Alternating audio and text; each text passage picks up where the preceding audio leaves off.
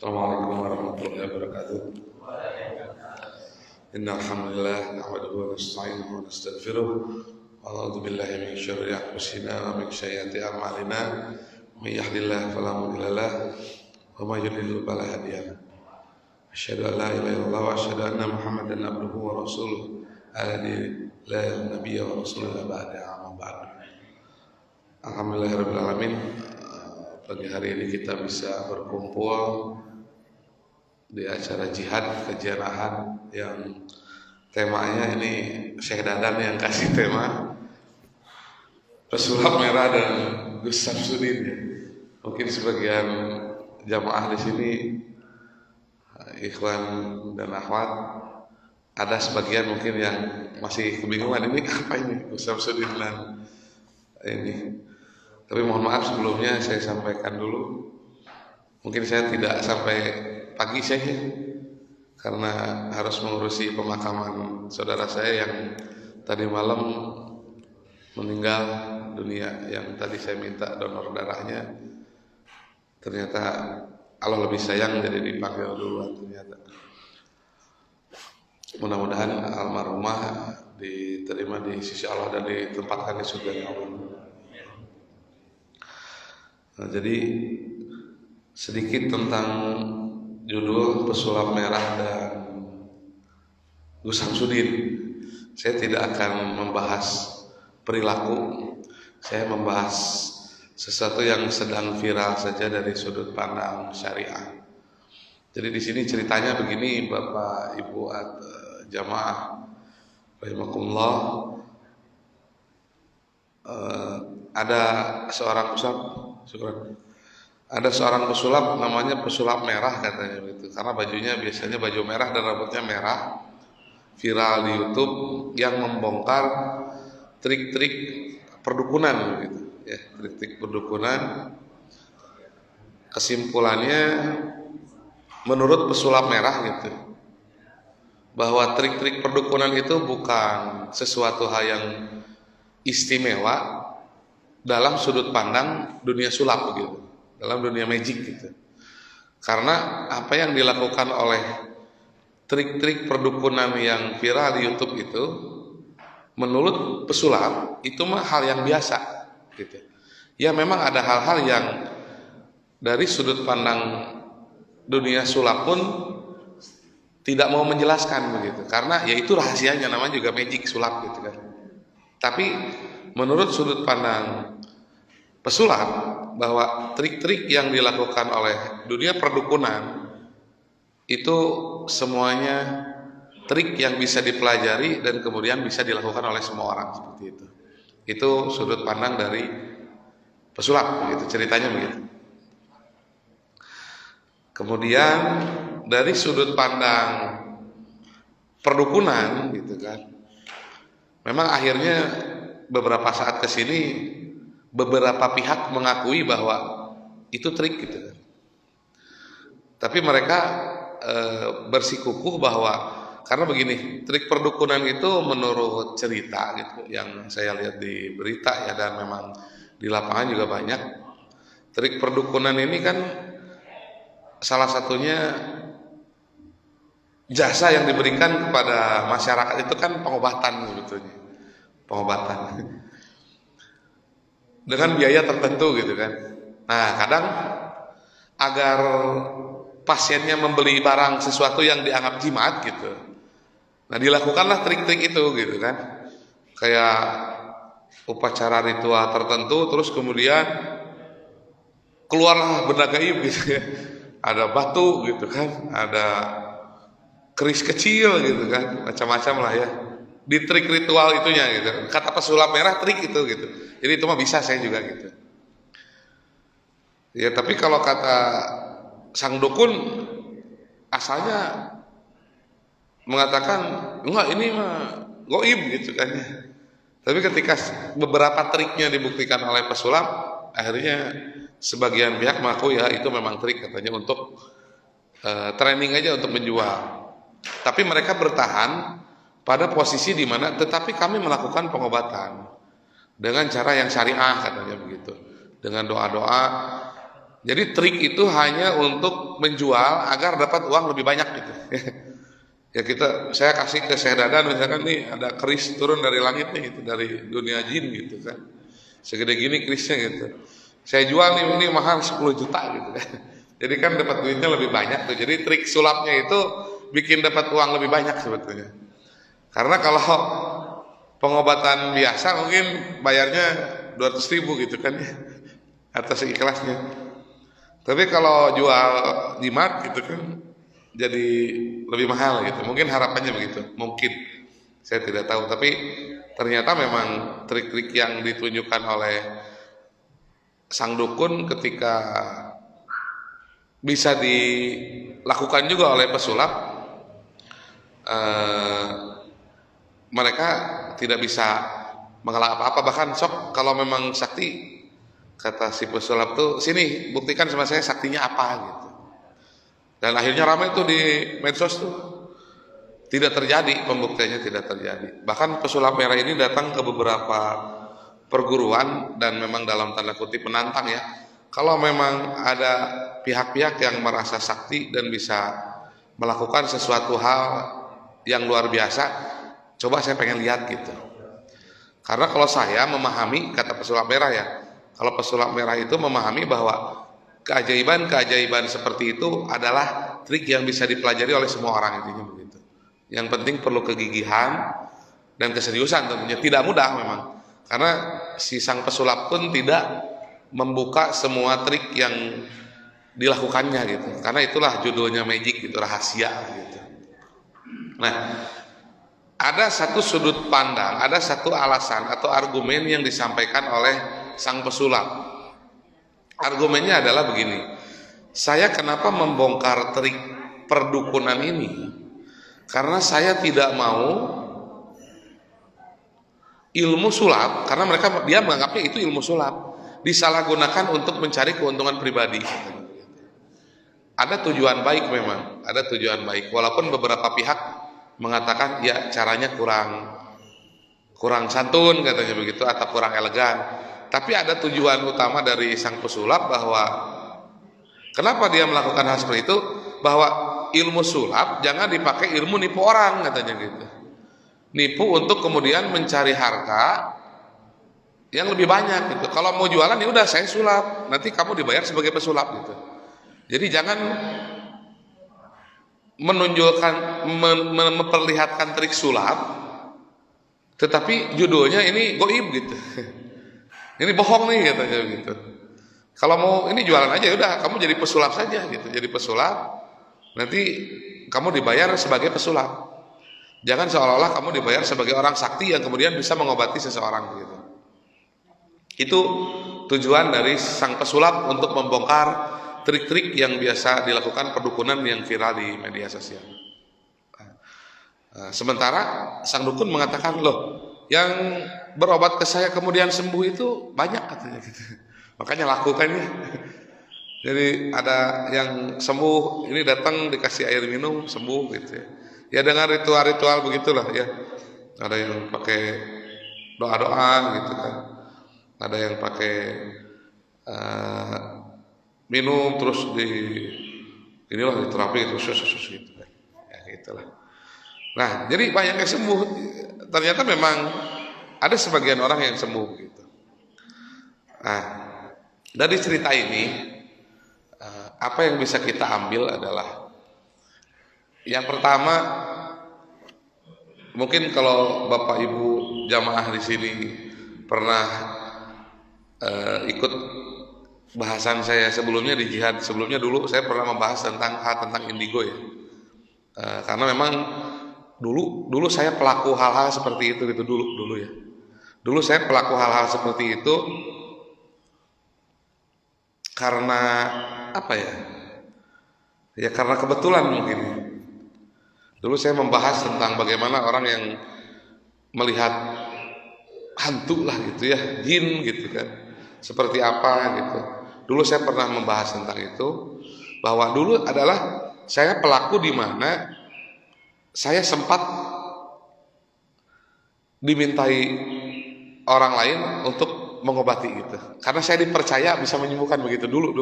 Saya masih remaja itu. Ceritanya panjang sebetulnya. Ceritanya kenapa saya dulu seperti itu, ceritanya panjang.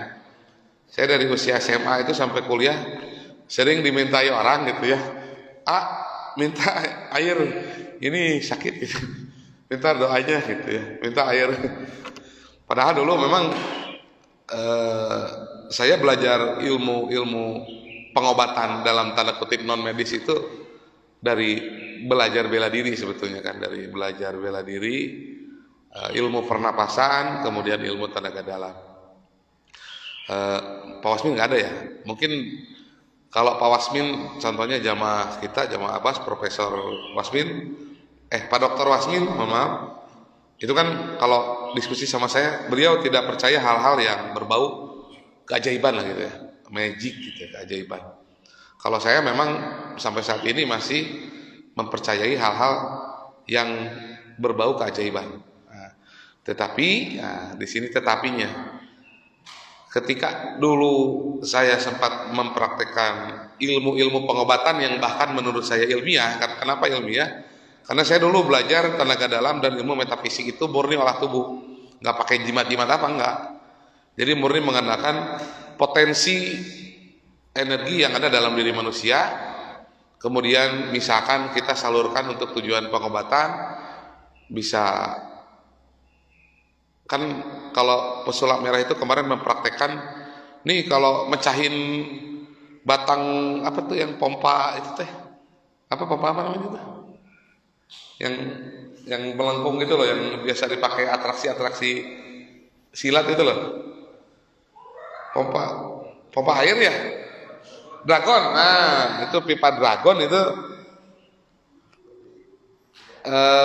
gampang katanya, ini memang sama orang yang nggak pernah belajar pun bisa gitu kan. Kalau saya dulu ketika berlatih bela diri bukan pipa dragon saya gitu. Saya dulu batu kali gitu yang dipecahinnya gitu. Jadi saya percaya sesuatu hal yang memang bisa dipelajari dan itu bisa luar biasa. Artinya luar biasa itu berbeda dengan orang lain. Kalau saya percaya begitu. Mungkin beberapa jamaah di sini tidak mempercayai itu karena belum pernah melihat dengan mata kepala gitu. Kalau saya memang dulu sudah biasa melihat dengan mata kepala gitu. Dan saya pun berlatih itu dan belajar sampai tahap di mana lumayan lah, orang normal nggak bakalan bisa lah gitu. Karena dulu yang kayak contoh kalau ngetes power yang saya patahin bukan pipa dragon gitu. Dulu batu kali, baja, kemudian kalau batu bata ditumpuk 7 misalkan ya, bukan dipecahin semua mah kalau otot kita kuat, power kita gede ya pecah semua gitu. Tapi bukan itu yang saya pelajari dulu. Ketika bata bertumpuk 7, sama pelatihnya nanti suruh pecahin 2 bawah. Jadi 2 bata kedua dari bawah yang harus pecah gitu. Pecahin 3 tengah gitu. Nah, yang tengahnya harus pecah, yang lain nggak boleh pecah. Nah itu gitu. Yang dulu saya pelajari itu gitu. Makanya saya percaya tentang hal dalam tanda kutip keajaiban, sesuatu hal yang luar biasa saya percaya, dan itu bisa dilatih gitu. Nah, tetapi kesininya seiring waktu ternyata hal-hal seperti itu sangat tipis dengan syirik ya.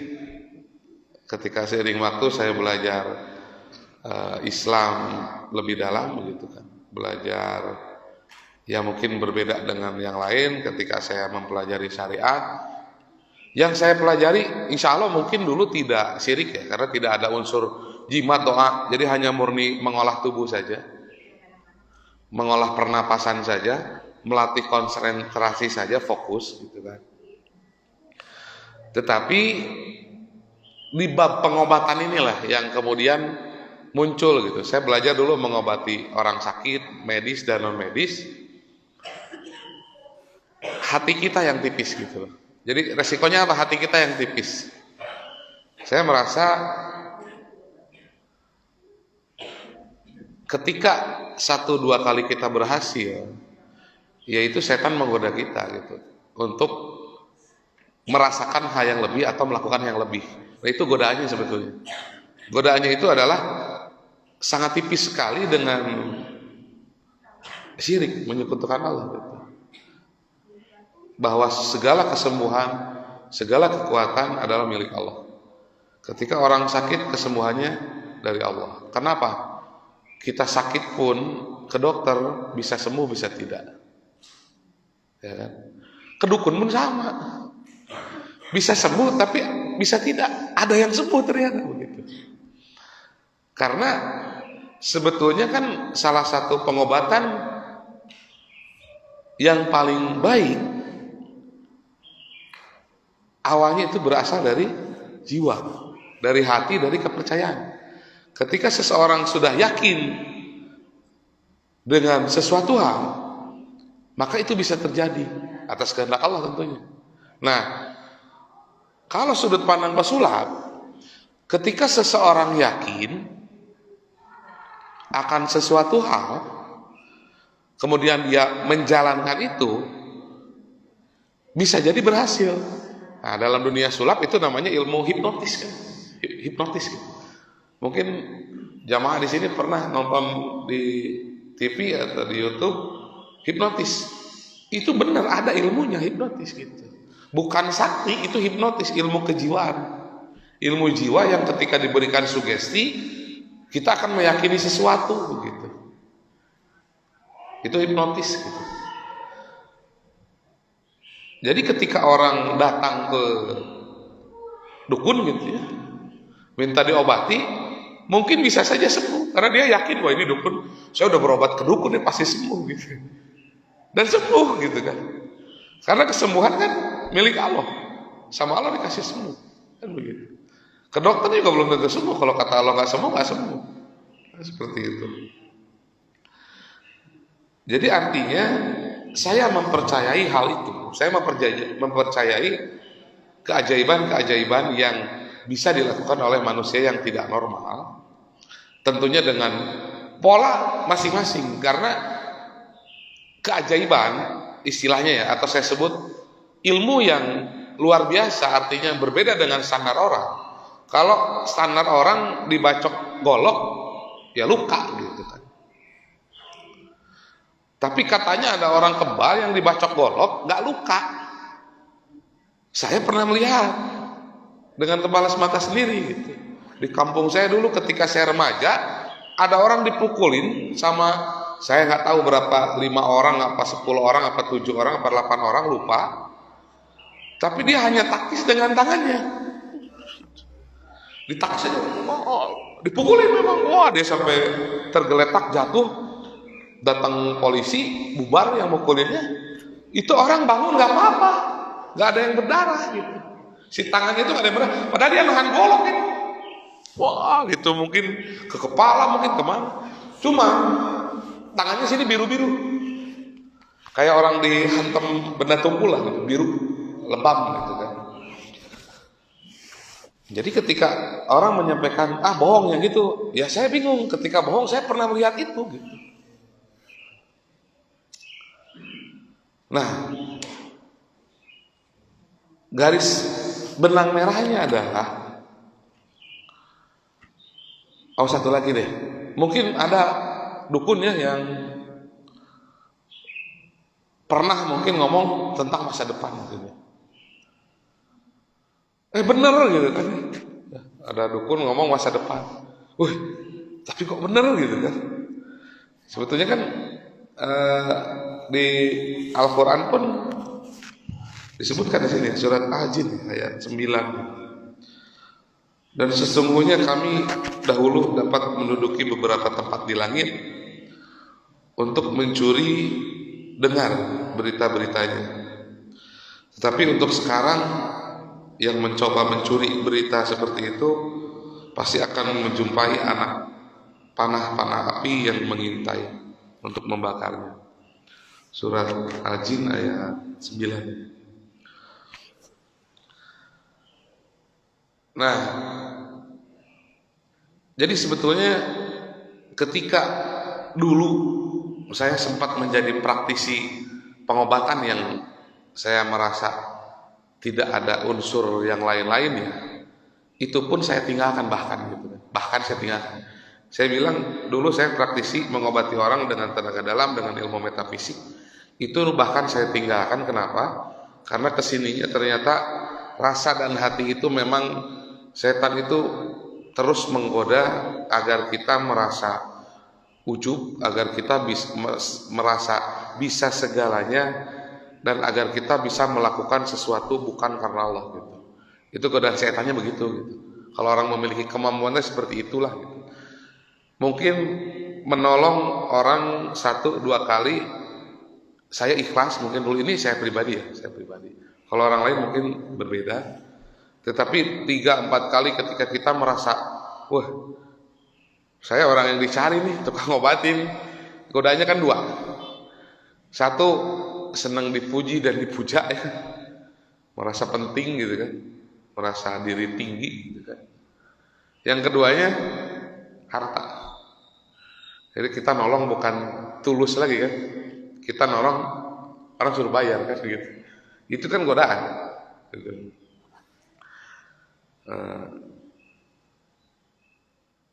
Godaan itu yang kalau saya pribadi berat untuk menahannya. Akhirnya saya mempelajari agama lebih dalam. Di akhir kesimpulan ya udah saya tinggalkan gitu. Saya tinggalkan bukan berarti apa yang saya lakukan salah dulu selama ini, tetapi menghindari hal yang memang membuat kita menjauh dari syariat Allah Subhanahu wa taala itu. Gitu. Nah, terakhir tentang dukun dan pesulap. Bahkan ketika saya dulu merasa memiliki kemampuan untuk bisa menyembuhkan orang, bahkan begitu, saya pun terhadap diri ini kadang ragu ketika memang hati kita sudah tidak melakukannya karena Allah gitu. Ya misalkan ada orang datang nih, nyekeun cai ieu sakit teu damang gitu. Kalau dalam hati saya gini, wah ini lumayan deh amplopnya gede ya. Hati-hati loh, itu dalam hati gitu. Dalam hati, wah iya si bapak ini amplopnya gede, benghar, obat duit gitu. Itu nggak sembuh itu, itu nggak sembuh itu. Jadi apa namanya?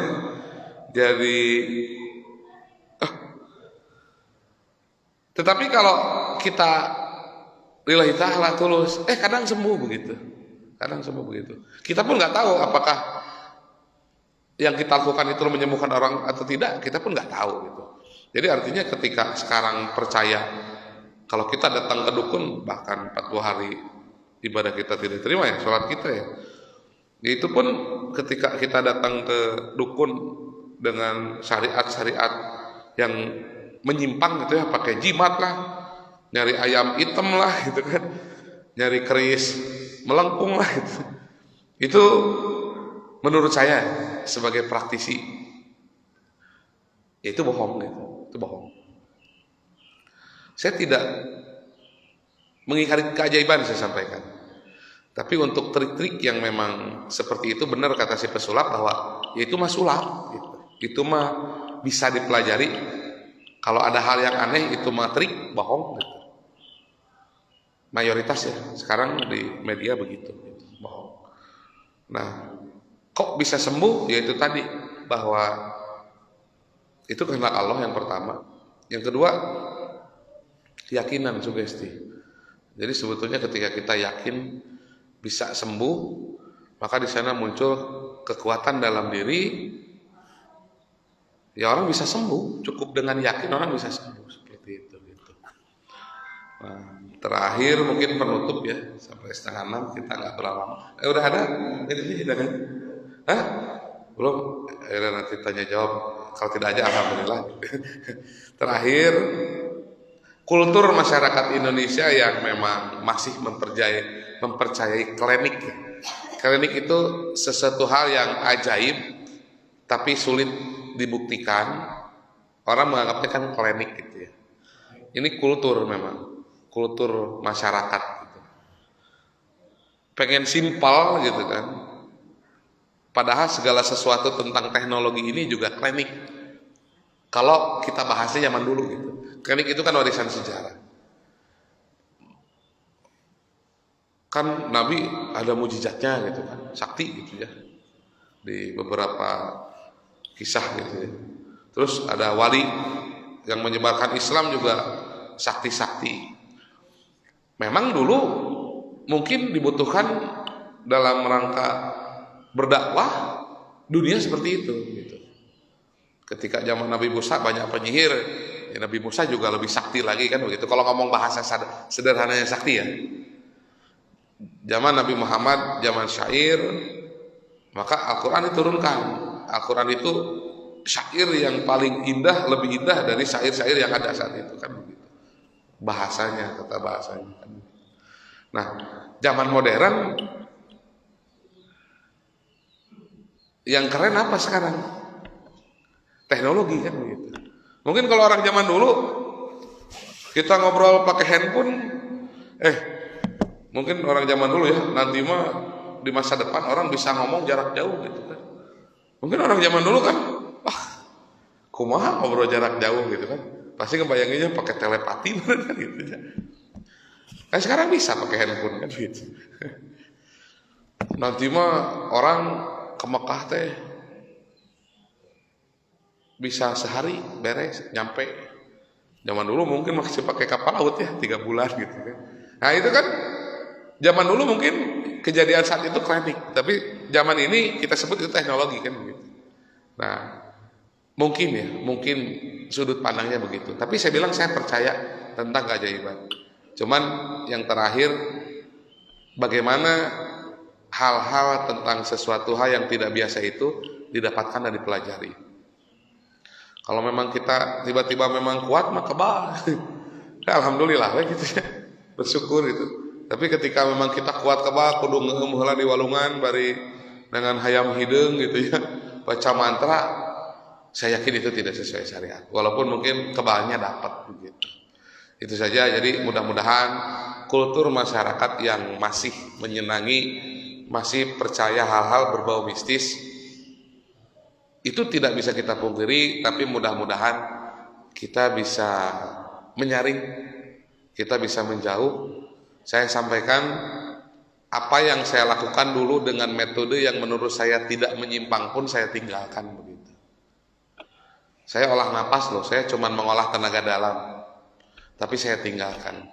Karena ternyata ketika kita memiliki kemampuan yang di luar normal, setan itu tetap menggoda kita sampai manapun untuk ke dosa yang paling besar. Apa? Syirik. Syirik mah teu diampuni eta nu power teh. Ari digoda ku ningali nu geulis mah diampuni keneh. Ya kan? Sok dosa naon? Sok mabok eureun diampuni. Aduh, syirik mah teu karasa. Tapi bahaya gitu ya. Itu saja mungkin dari saya, mudah-mudahan bermanfaat, mudah-mudahan bisa diambil ibroh bahwa kisah pesulap merah ini kita bisa mengambil pelajaran bahwa segala sesuatu bisa terjadi keajaiban. Mungkin kita juga tidak bisa melihat hal-hal yang gaib, tetapi agama kita memang banyak menceritakan keajaiban-keajaiban, mujizat-mujizat. Mungkin dari guru-guru, kisah para nabi dengan mujizatnya, kisah para ulama sebagian dengan ilmu-ilmu karomahnya kan begitu ya, para wali. Saya percaya hal seperti itu, saya percaya. Tapi maksud saya harus digunakan, harus didapatkan dengan cara yang baik dan benar, yang tidak menyimpang dari ajaran Islam, dan tentunya dijaga agar kita tetap dalam tauhid kepada Allah Subhanahu wa taala. Itu tadi dosa syirik itu, godaan syirik itu buat saya adalah godaan yang sangat menakutkan dari sekedar hanya digoda untuk melihat wanita cantik. Buat saya begitu. Mudah-mudahan bermanfaat.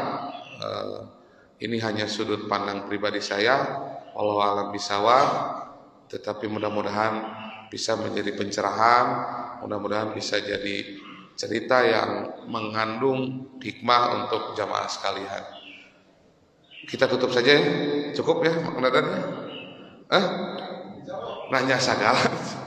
Sob, semangat tuh. Sebelum ditutup nanya maksimal 1 pertanyaan. Kumaha? Waalaikumsalam.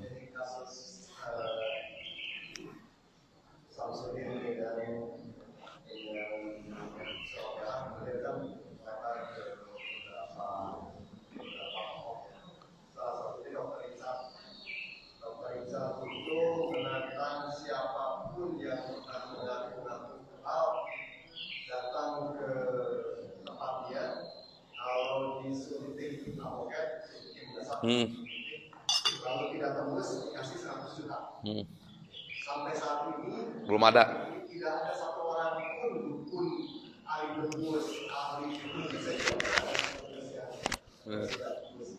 tidak ada yang mendatangi dokter Richard untuk menyampaikan ini saya terima tantangannya. Karena artinya sebenarnya tidak ada kekebalan yang hakiki. Iya. Kebal ketika Anda jadi bisnis artinya kebal setelah disugesti oleh mentornya, oleh dukunnya, dan kampus ketika terus. Nah, untuk fenomena apa ya? Apakah benar? Memang sebenarnya tidak ada seseorang yang betul-betul sakti, yang betul-betul tidak harus jarum suntik. Tantangan itu 100 juta rupiah. Tantangan tidak ada satu orang pun yang Ada syukron. Pertanyaannya berat. Kedaran bertanya, kemudian berkembang katanya ya. Ada tokoh lain, Dr. Richardly yang kemudian bikin sayembara sih, bukan menantang. Kalau Dr. Richardly itu sayembara. Sok siapa yang kuat, yang merasa kebal gitu kan, ditusuk pakai jarum infus ya kalau nggak salah. Udah panjang lah infus ya, jarum infus ya. Sok jarum infus ya, nanti dikasih 100 juta gitu kan. Berarti tidak ada orang yang kebal seutuhnya gitu kan. Ibaratnya benar-benar kebal ya gitu kan. Ya itulah yang memang saya sampaikan Mang Dadan. Kalau dulu ya saya mempelajari satu, memang saya tidak mempelajari ilmu kebal itu nyaho. Kumaha cara anak kebal saya tak hafal gitu. Cuman dengar cerita aja dari orang kebal teh ka Garut Selatan gitu, aya guruna cenah gitu. Kebal teh ka mana gitu ya, aya guruna gitu. Saya memang tidak mempelajari itu, tidak tahu gitu, tidak tahu tentang bab kebal. Tapi saya pernah melihat orang yang dibacok berkali-kali, kemudian dia tidak terluka. Itu mah saya lihat, bukan saya pernah jadi praktisi enggak. Saya hanya lihat saja. Saya lagi nongkrong dulu masih ABG di Tanjung Sari. Saya gede di Tanjung Sari. Jadi di Tanjung Sari mah brong gitu ya. Gelut antar kampung tuh juga ngaminggu baheula teh gitu. Ada orang dipukulin itu biasa aja gitu sering. Nah, fenomena itu menurut saya bagaimana fenomena hal seperti itu? Ternyata sampai saat ini tidak ada orang yang datang kan gitu. Kalau saya punya sudut pandang begini, ya, karena pernah melihat orang yang dibacok kuat gitu ya. Itu yang pertama, satu itu. Kedua, saya tidak pernah tahu bagaimana caranya orang kebal. Karena saya tidak pernah belajar caranya gitu kan. Nah, tapi saya percaya, saya bilang, kenapa? Karena saya udah lihat orang kuat dibacok gitu. Nah, bagaimana fenomena seperti itu? Yaitu kembali kalau menurut saya kepada yang tadi, saya gitu. Kembali kepada yang tadi bahwa mungkin saya bilang mungkin ya. Orang yang benar-benar kebal nggak bakalan menanggapi sayembara seperti itu. Kan jadinya niat dia untuk nunjukin kebal itu kan nggak boleh sebetulnya gitu kan. Maksudnya kalau orang benar gitu kan menerima tantangan untuk kemudian terkenal itu udah di luar hukumnya kalau kata saya gitu. Saya aja ngobatin orang udah mikir duitnya gede ya, gagal gitu. Mungkin dia pun laku gitu kan. Wah, saya datang untuk menunjukkan orang bahwa saya kebal. Mungkin merasakan hal yang sama dengan saya gitu. Karena udah beda niat, jadi sieun gitu kan. Karena dia pun ragu, apakah saya akan selalu kebal atau tidak kan begitu mungkin. Itu sih saya mah sudut pandangnya gitu. Jadi mungkin dia pun ragu dengan kemampuan diri. Ini bagi orang yang belajar itu ya, makanya nggak berani datang gitu. Jadi kalau sudut pandang saya nggak berani. Kenapa? Takut gagal. Gitu. Makanya nggak ada orang yang datang. Nggak berani, takut gagal. Dan saya juga dulu kalau ditantang, sok datang ke Pak Presiden Soeharto misalkan pengobatan budakna ke diberi 1 miliar. Saya gesieun sarua. Aisin gagal gitu loh. Era kemun gagal. Itu ada rasa itu. Justru itulah yang salah gitu. Rasa itu yang salah. Kenapa? Karena orang lillahi ta'ala nggak ada yang ditakuti kecuali Allah, kan begitu masalahnya. Kalau saya takut malu, takut gagal, berarti bukan lillah lagi di hatinya. Gitu. Di hatinya apa? Ingin menunjukkan sesuatu. Itu mungkin sudut pandangnya. Jadi mungkin saya bilang mungkin orang yang benar pernah belajar kebal, ketika ditantang seperti itu takut apa? Takut era, sin gagal, wirang era, dan mungkin itu jadi gagal gitu. Atau yang kedua, nggak ada orang yang kebal. Itu saya pernah lihat orang dibacok nggak berdarah sih soalnya. Biru-biru mah iya banyak sini biru-biru gitu. Jadi ketika lu kebal, terus anu ditempok orang baheula naon atuh eta? Sulap gitu. Atau salah lempo gitu. Nah itu masalahnya. Nah itu masalahnya gitu kan. Itu saya kalau sudut pandang saya gitu. Jadi makanya saya bilang saya praktisi dulu, praktisi itu yang disebut pedukunan yang naon gitu. Ketika mengobati orang itu satu, bisa itu gitu. Ketika 1-2 kali berhasil, mulai percaya diri, iya. Gitu. Tapi ketika mengkol aja seetik, amplopnya gede. Si bapak Ima pedit, gagal itu aslinya gagal, gagal gitu. Padahal saya mah pakai tenaga dalam gitu, ilmunya pakai narik energi alam disalurkan ke air. Itu dulu saya metodenya begitu. Tidak ada bacaan spesial, tidak ada zikir spesial, tidak ada jimat spesial. Padahal bahkan saya seperti itu loh metodenya gitu. Yang menurut saya itu metode ilmiah gitu. Itu saja ragu gitu. Kok mau pakai jimat? Jimat itu tinggalan nih gitu kan. Kalau alam ya, kalau alam bisa. Nggak ada yang lain kan? Cukup. Udah ada kan menunya? Udah ada? Cukup ya? Cukup, mudah-mudahan bermanfaat dan ada pelajaran yang bisa diambil. Salahnya, buruknya dari saya, apabila ada manfaat dan baiknya itu semata-mata dari Allah Subhanahu wa taala. Kita tutup dengan doa akhir majelis. Subhanakallahumma bihamdika asyhadu an la ilaha illa anta astaghfiruka wa atubu ilaik. Assalamualaikum warahmatullahi wabarakatuh.